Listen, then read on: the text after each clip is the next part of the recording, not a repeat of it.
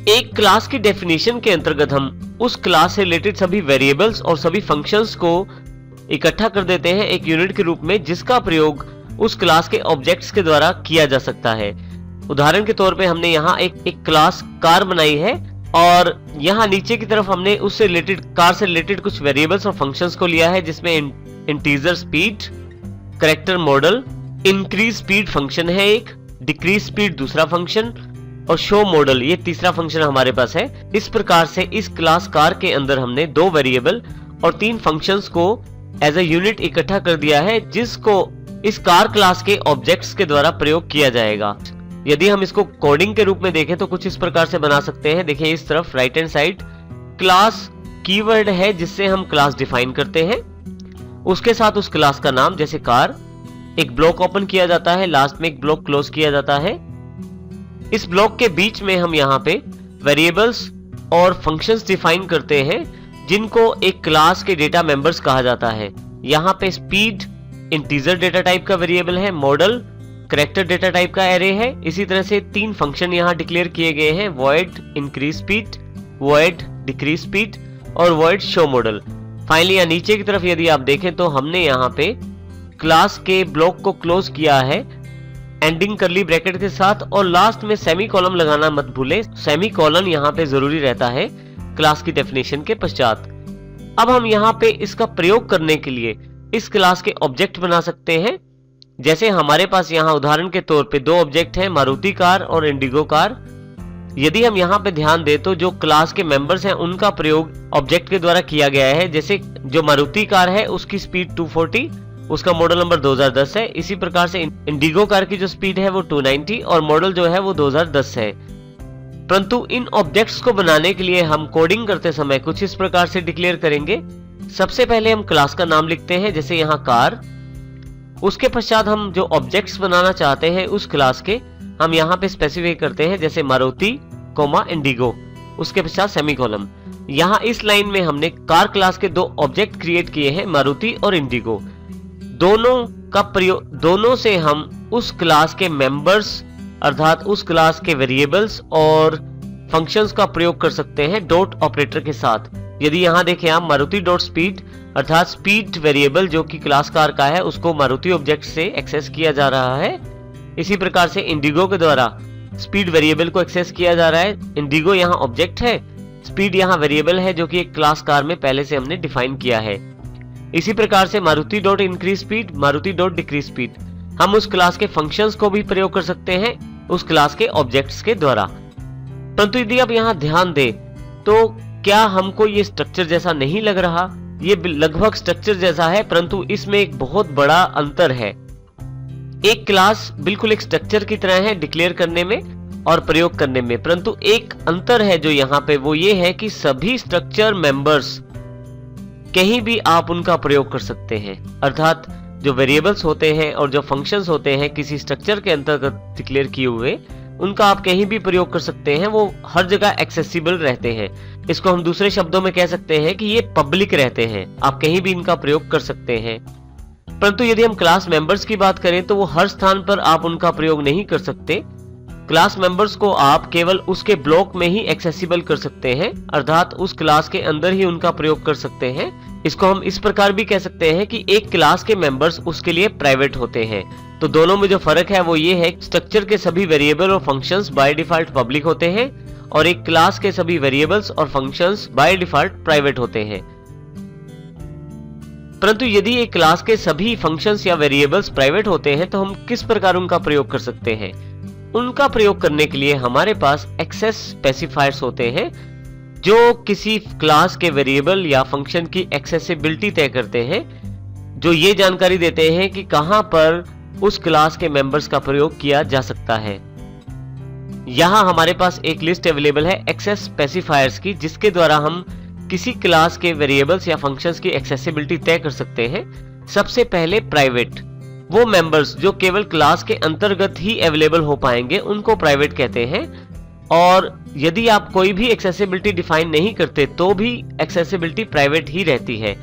एक private member का अर्थ ये होता है कि उस क्लास के मेंबर केवल उस क्लास के अंदर ही एक्सेसिबल हो पाएंगे एक प्राइवेट एक्सेस स्पेसिफायर का अर्थ ये होता है कि केवल उस क्लास के द्वारा ही उसके मेंबर्स को एक्सेस किया जा सकता है, वेरिएबल्स या फंक्शंस को, और उसके लिए भी स्कोप तय होता है।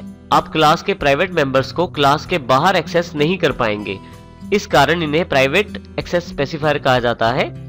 नेक्स्ट हमारे पास है पब्लिक एक्सेस स्पेसिफायर। इसका अर्थ यह है कि जो मेंबर्स क्लास में हमारे पास पब्लिक स्पेसिफाई किए गए हैं, चाहे वो फंक्शंस हैं या वेरिएबल्स हैं, उनको हम क्लास से बाहर कहीं भी प्रयोग कर सकते हैं। और इस प्रकार तीसरा जो हमारे पास एक्सेस स्पेसिफायर है, प्रोटेक्टेड। एक क्लास के वेरिएबल्स या फंक्शंस को उस क्लास या उस क्लास की सब क्लास के द्वारा ही प्रयोग किया जा सकता है। इस केस में ये प्रोटेक्टेड एक्सेस स्पेसिफायर से स्पेसिफाई होते हैं।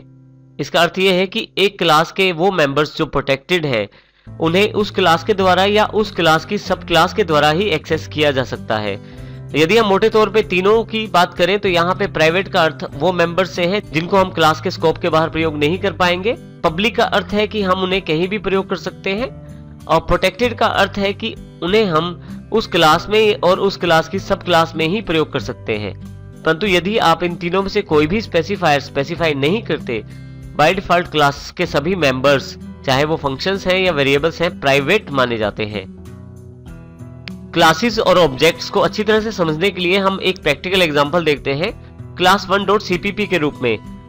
देखिए यहाँ पे क्लास कीवर्ड के साथ कार क्लास को डिफाइन किया गया है। इसके लिए हमने क्लास कीवर्ड का प्रयोग किया है और साथ में यहाँ कार जो इस क्लास का नाम है उसे डिफाइन किया है।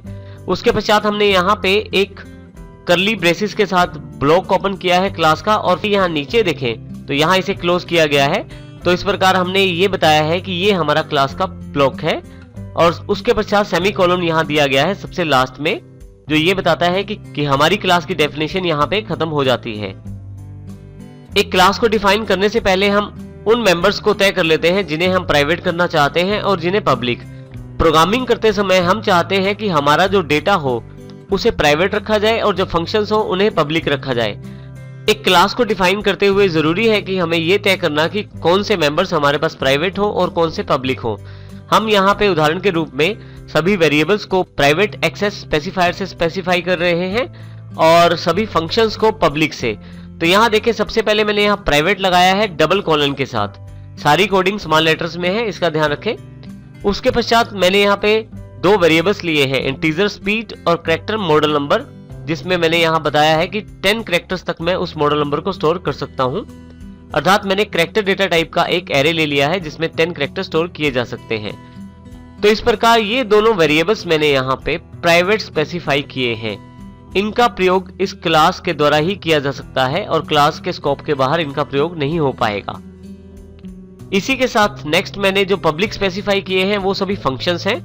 इसमें हमारे पास void set speed, void increase speed, void decrease speed, 3 function मैंने यहाँ पे डिफाइन किए हैं और तीनों फंक्शंस यहाँ पे पब्लिक हैं, अर्थात इनका प्रयोग आप क्लास के स्कोप के बाहर कर सकते हैं।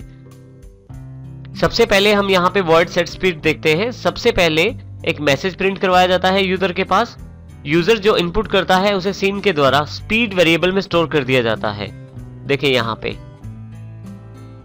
उसके पश्चात void increase speed के नाम से हमारे पास फंक्शन है जिसमें हम किसी कार की स्पीड को बढ़ा सकते हैं और हर बार स्पीड 20 पॉइंट बढ़ जाएगी। देखिए यहाँ पे इसके लिए हमने जो कोडिंग की है, स्पीड बनाने के लिए हमने स्पीड वेरिएबल का प्रयोग किया है। स्पीड वेरिएबल में जो भी हमारे पास करंट स्पीड होती है उसमें हम 20 जोड़ देते हैं, अर्थात 20 प्लस कर देते हैं और उसे फिर से स्पीड वेरिएबल में असाइन कर देते हैं। परंतु यदि आपकी स्पीड 240 से ऊपर हो जाए तो मैसेज आपके पास आ जाएगा डेंजरस स्पीड। इसको हमने एक कंडीशन के द्वारा, इफ के द्वारा रिप्रेजेंट किया है और यहाँ पे इंक्रीज स्पीड फंक्शन को हमने यहाँ क्लोज कर दिया है। नेक्स्ट फंक्शन है डिक्रीज स्पीड, जिसके अंतर्गत हमने एक और कंडीशन स्पेसिफाई की है। यदि स्पीड 0 हो जाती है तो उस केस में यहाँ पे कार को रोक दिया जाए। तो इसके लिए हमने यहाँ पे फिर से यहाँ इफ ब्लॉक को क्लोज किया है। परंतु यदि स्पीड 0 नहीं है तो उस केस में हम स्पीड में से 20 पॉइंट कम कर देते हैं और फिर से उन्हें स्पीड वेरिएबल में स्टोर कर देते हैं। हर बार जब इंक्रीज स्पीड फंक्शन को कॉल किया जाएगा 20 जुड़ेगा उसमें, जब तक वो 240 तक नहीं पहुंच जाता। और इसी तरह से डिक्रीज स्पीड में हर बार स्पीड में से माइनस किया जाएगा 20, जब तक वो 0 तक नहीं पहुंच जाती स्पीड हमारी। इस प्रकार हमने यहाँ पे 2 वेरिएबल और 3 फंक्शन स्पेसिफाई किए हैं। वेरिएबल्स प्राइवेट एक्सेस स्पेसिफायर से स्पेसिफाई हैं, जबकि फंक्शंस हमारे पास पब्लिक एक्सेस स्पेसिफायर से स्पेसिफाई हैं यहाँ पे।